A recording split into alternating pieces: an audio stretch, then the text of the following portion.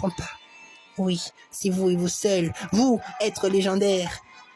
Et là, elle les pointoie tous du doigt, avec méchanceté. C'est vous, vous seuls, qui avez fait de moi ce que je suis d'aujourd'hui. Vous m'avez fait croire que tout était, que tout... Vous m'avez fait de moi ce que je suis aujourd'hui, me faisant croire que tout est illusion. Eh bien, regardez-moi maintenant. Je vis dans ce mensonge constamment. Je vous ai attendu longtemps, très longtemps, divine fée Célatia. Et depuis tout ce temps, vous m'avez laissé libre, sans, libre. Et moi, j'attendais votre venue depuis des siècles. Et je ne vous ai jamais vu. Je ne vous ai jamais vu. Vous m'avez laissé libre, tout seul. Non, tu n'étais jamais seul, Célatia. Tu n'étais jamais seul, Guérimon. Nous avons toujours été là en toi. C'est en toi que nous sommes, dans ton univers. Univers. Mon univers. Vous croyez que j'ai un univers? Mon univers n'est pas le vôtre. Mon univers, c'est celui que je suis en train de bâtir ici et maintenant. Cet univers qui est concret, qui est palpable, que j'arrive à obtenir de droit, que les autres voient, qu'ils adulent. Ils adulent mon pouvoir. Mais vous m'avez fait être misérable.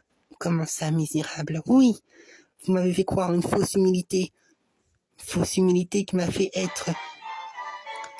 perdre un temps fou dans ce pouvoir, dans cette quête de pouvoir. Qu'est-ce que vous racontez? Qu'est-ce que tu racontes, Guérimon? Les vertus ne sont rien. Je l'ai compris maintenant. L'amour, la joie, la paix. À quoi bon être ainsi si le monde ne vous reconnaît pas comme tel, si votre propre univers ne vous reconnaît pas comme tel, si votre propre univers ne vous reconnaît pas, comment pouvez-vous rayonner à ce point? Comment pouvez-vous être joyeux dans cette joie, dans cet amour aberrante que vous dites posséder en vous? Non, je ne vous crois pas. Je ne vous crois pas, Célatia. Je ne vous crois pas. Je ne vous croirai plus jamais. Je ne croirai plus à vous. Non, je fais aujourd'hui ma propre expérience. Je suis la fée ensorceleuse, la plus méchante qui soit, la plus cruelle qui soit. Et je détruirai tous les êtres légendaires, les plus magiques comme vous pensez être, ceux qui vous pensez rayonner de lumière, rayonner d'harmonie, rayonner d'amour. Eh bien, vous allez voir très bientôt que d'ici là, je vous détruirai tout sur le champ, j'acquérirai assez de puissance et de force, et je viendrai moi-même en personne pour vous réduire à néant. Et je commencerai par toi, Célatia. Toi qui as fait de moi ce que je suis devenu. Toi, Célatia, tu ne peux rien pour attendre. Je t'attendrai donc. Et nous discuterons ensemble. À quoi bon discuter alors que je veux en finir une bonne fois pour toutes avec vous, Célatia? Tu ne comprends pas, tu es aveugle. Tu es complètement aveugle, tu es plongé dans les ténèbres en ce moment même. Mais, malgré tout, je ne peux cesser de t'aimer pour ce que tu es. Arrêtez avec vos mensonges, arrêtez avec vos sottises. Bientôt verra le jour, dit alors Furésia en douceur. Bientôt verra le jour où tu comprendras, où tu verras que de nouvelles âmes viendront, et ces âmes posséderont le pouvoir, ce peuple que tu viens de détruire. Eh bien, ce sont eux qui te vaincront.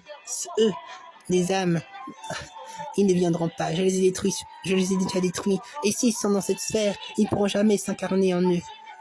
Eh bien, laisse-moi te dire, laisse-moi te dire, tout à l'heure, Furésia, qu'ils viendront, que tu le veuilles ou que tu ne le veuilles pas, ou que tu ne le veuilles pas. Ils sont là, et l'amour est bien plus forte que tout. Elle dépasse ces limites que toi-même tu penses qu'elle dépasse les limites de l'impossible. Ainsi, tu verras que tu seras très vite surprise. Je n'ai que faire de vous. Mais bon, puisque c'est ainsi, voyons voir si ce sont eux qui me vaincront.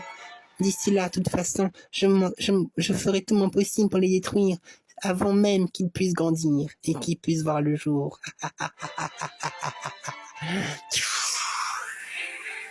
Et maintenant, si vous le voulez bien, laissez-moi.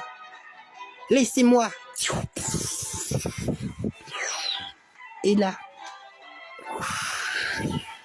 elle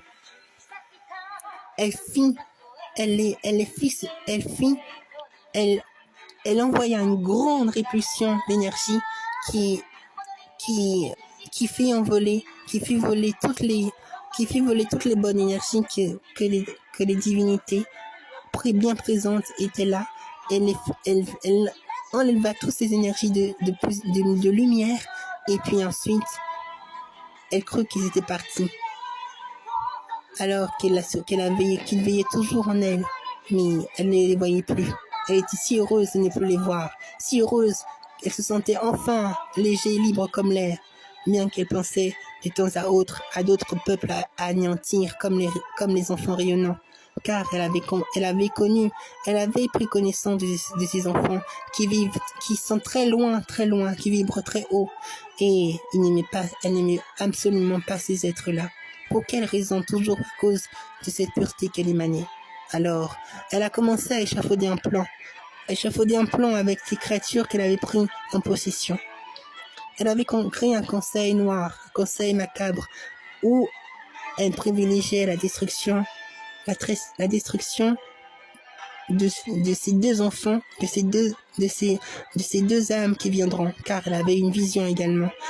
De cette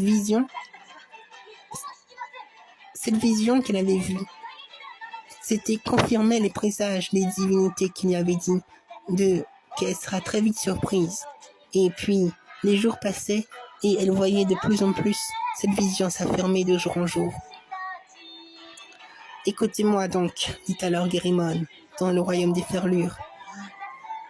Kayate est partie depuis ce jour, mais je suis sûre qu'elle est encore en vie, même affaiblie par cette magie noire que j'ai accumulée. Elle ne pourra jamais mourir aussi facilement. C'est une divinité après tout. Alors, je crains que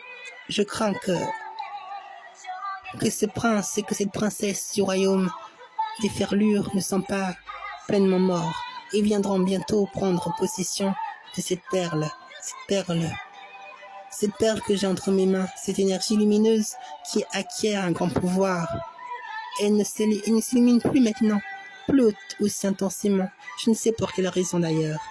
Mais je sais une seule chose, c'est que tant qu'elle rayonnera aussi minime soit-elle, c'est que leur espoir ne s'est pas encore éteint. Donc cela voudra donc dire qu'ils sont encore en vie et qu'ils vont tout faire pour revenir. Et ma vision me montre que ils vont naître dans ce monde, dans le royaume d'Iphalis, le royaume des fées, des fées d'Iphalis, des roses d'Iphalis. Et que voulez-vous qu'on en fasse? Ouros, tu iras avec Pity. Pourquoi? Parce que c'est ici qu'ils vont naître.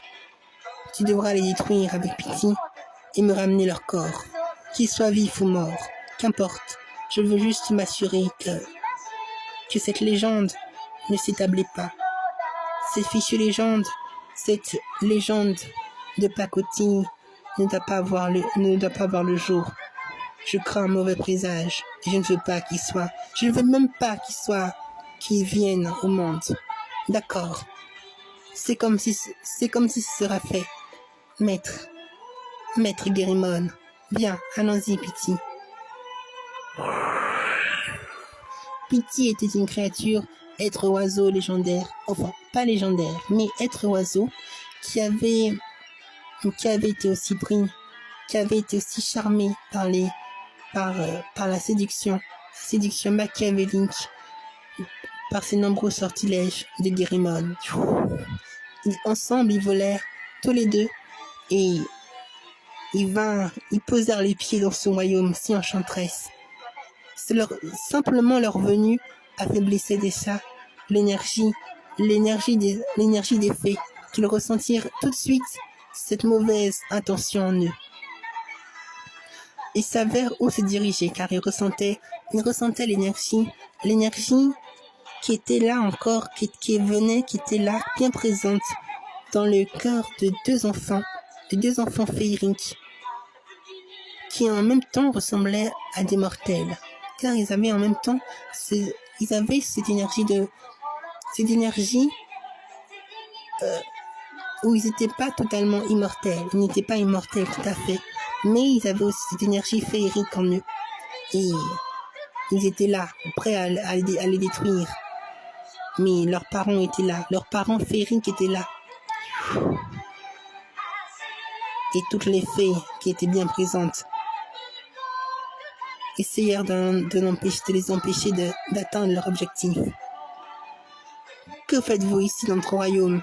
C'est bien Guérimon qui vous envoie, n'est-ce pas? Livrez-nous les enfants. Livrez-nous les enfants ou vous disparaîtrez de notre route. Vous disparaîtrez de notre chemin.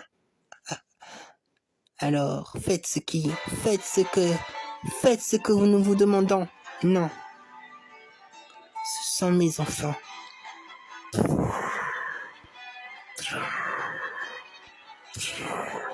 C'était une grande et gigantesque fée.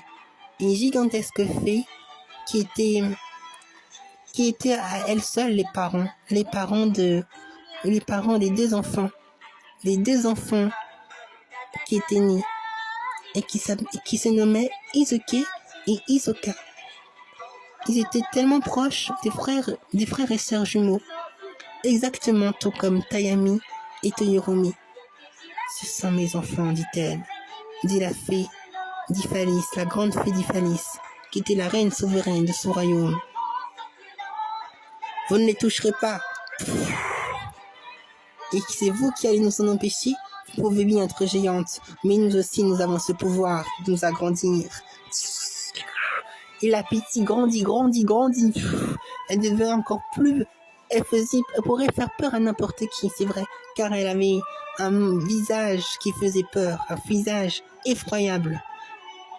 Ses yeux étaient vraiment pas beaux, très globuleux. Et pourtant, la reine d'Iphalis n'avait pas peur d'elle.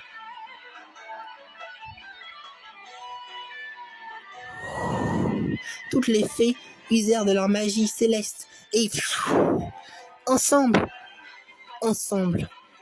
ils essayèrent de les